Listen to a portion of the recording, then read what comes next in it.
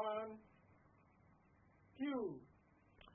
Hello and welcome to A New Perspective. Charles Sam is my name. I'm sure you've been enjoying the series on the President's speech that we've been doing towards the 6th of March 2017 when Ghana would be 60. It's exciting to know that the Gambia, after going through a very rough time, 22 years under President Jammeh, the country is settling down very well.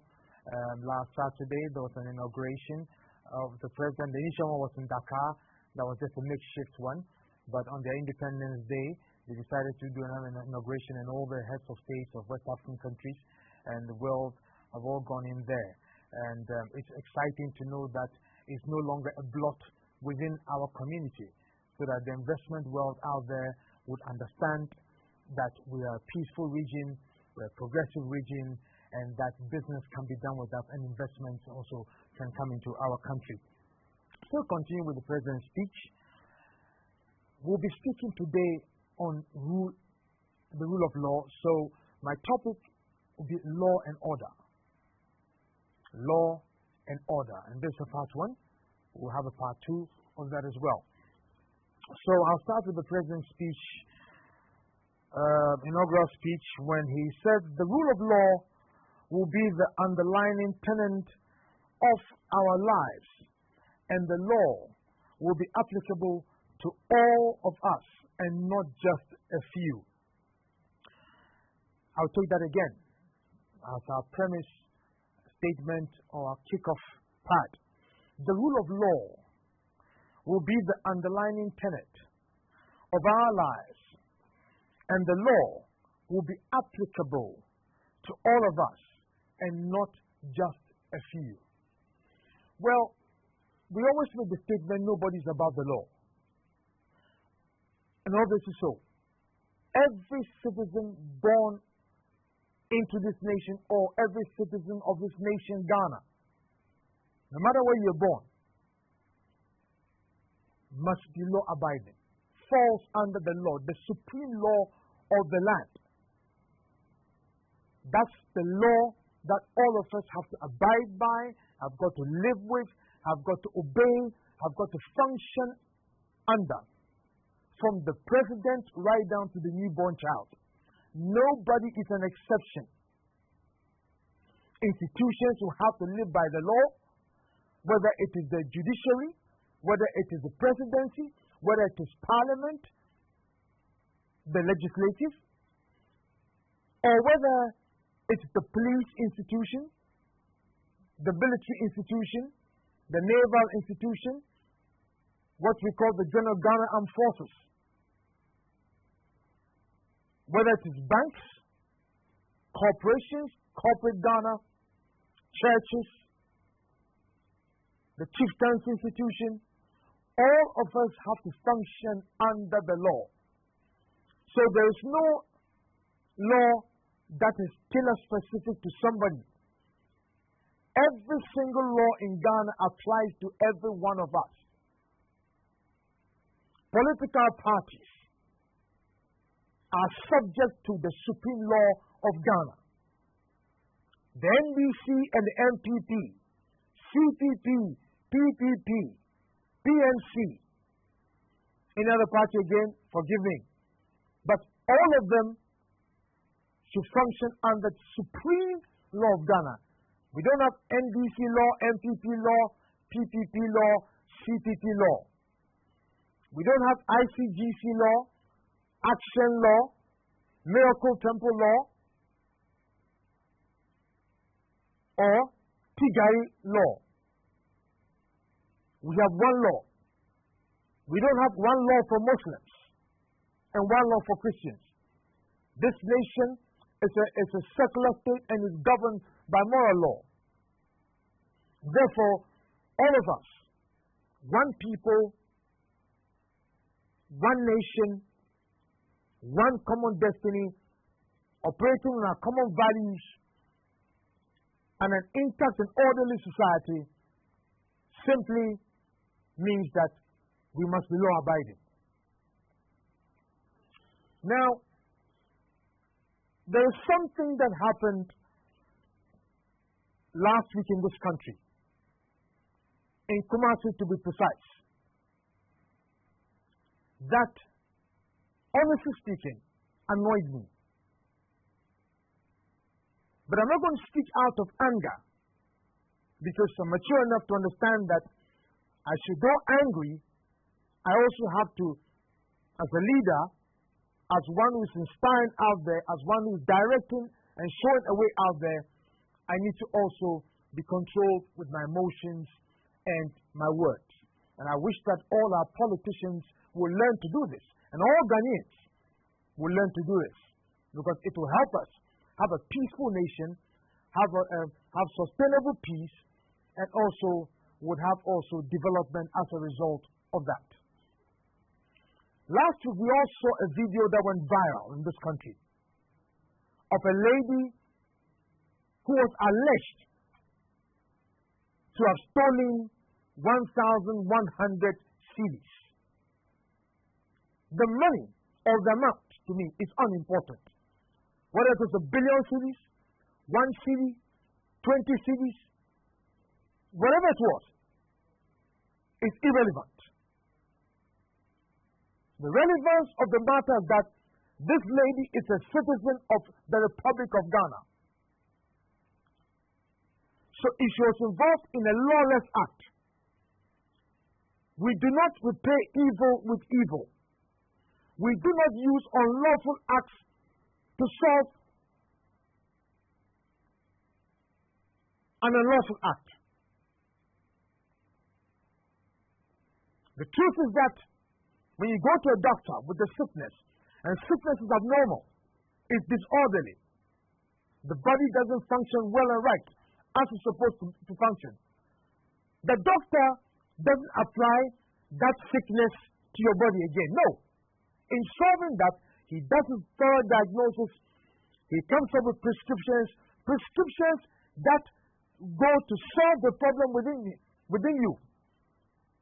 The same way, if we are going to have to solve lawless problems, chaotic situations, acts of indiscipline, we can't use acts of indiscipline, violence, lawlessness to solve them. It doesn't make sense. Then you are asking for total chaos in the country. You are asking for a big mess. You are asking for a disaster. The truth is that if there's any act of lawlessness, indiscipline, we have to use the law to deal with it, to solve it, and to progress as a country. That's the only way we would have sustainable peace and collective security. Very comprehensive security in nature. We all saw the video that went viral. That this lady was captured by men, a group of men, young ones for that much.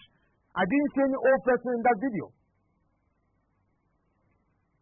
who paraded the lady on a street and literally stripped her naked. Very dehumanizing conduct. Now, I'm not saying that men should go through that. But for a woman's dignity and pride is a private self. That's why women don't indiscriminately have sex with different men. That they cover themselves and not expose themselves out there. That's why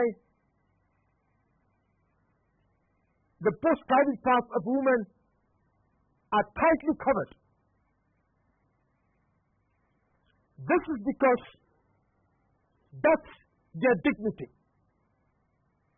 Now, as a human being, whether male or female, there is a certain dignity or dignifying nature, personality that God created us with. And that dignity must remain till death. Because without that dignity, You have no respect within the public space. It will be difficult to live here and progress on this earth. And that many people, you will not be able to achieve very much. Because we live with people on this earth. We're not alone. We're not islands here. We live with our families. We live with friends, neighbors, community, work colleagues, fellow religious group members, association members. In the market, we have people around us, both buying and selling. And that's what the world is all about. That's what a community is about. That's what a nation is about. And therefore, if a nation hasn't got laws that ensure individual, group, and collective security, that doesn't ensure that each citizen has got a certain security, that every workplace, institution, religious body, tribe, ethnic group can function and live their lives in peace and progress with work and productive ventures without being harassed, their rights being violated, their rights being interfered with, and much more. But when you watch that video, so embarrassing, so dehumanizing, that a woman will be paraded and stripped naked on the street, and the men asking her to lie down and open up her legs, because her private part was showing on the cameras. She tried to cover it, and they were hitting her. And the despicable act was when some of the men used their legs and kicked in her private part. I said, are these people Ghanaians? The same ones who fill churches and mosques every day? Who are worshipping whatever they believe in every day? Are these the same Ghanaians? Who are boyfriends and girlfriends, husbands and wives? Are these the same Ghanaians? Are we in the 21st century? 60 years? Or we are in the Stone Age? Is Ghana a Stone Age polity filled with cavemen with little brains? Is that what Ghana is? Is that what we've been reduced to?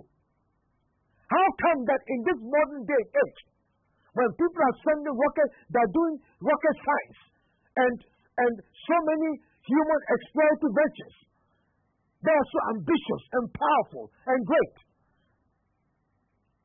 that civilizations and cultures are developing, becoming more advanced, more relevant to our day and time, that in Ghana, we're practicing instant justice. We call ourselves a civilization and a democracy.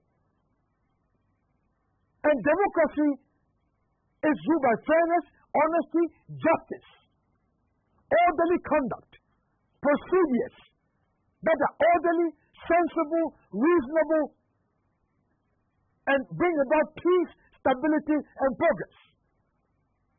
So how come that we say we're a democracy, and yet we're practicing instant justice? We take the law into our hands. The law of the jungle law, jungle behavior, jungle attitude, animalistic. We are a civilization, not an animal kingdom. Now how come young men with energy, brains, talent, skills, ability will end up engaging in this conduct? Were they born of women? Do they have sisters? So it means we have got animals amongst us as a people, corrupted people. This is wrong, despicable, dehumanizing, and unacceptable behavior by any standard. And I am calling on the Ghana Police Service to do everything to investigate this matter find the culprits and deal with them. Take them to the law court, and our justice system should deal with them really hard. That will serve as a deterrent. So others should not get involved in this kind of conduct. This is just a part one. We'll be continuing with this law and order and much more, because we have to look at our institutions. We have to look at the conduct of politicians, political parties, thuggery, and so many acts of indiscipline in our country. Because these are things that fuel this type of thing. Charles Sam is my name, and I've delivered to you perspective. God bless your day.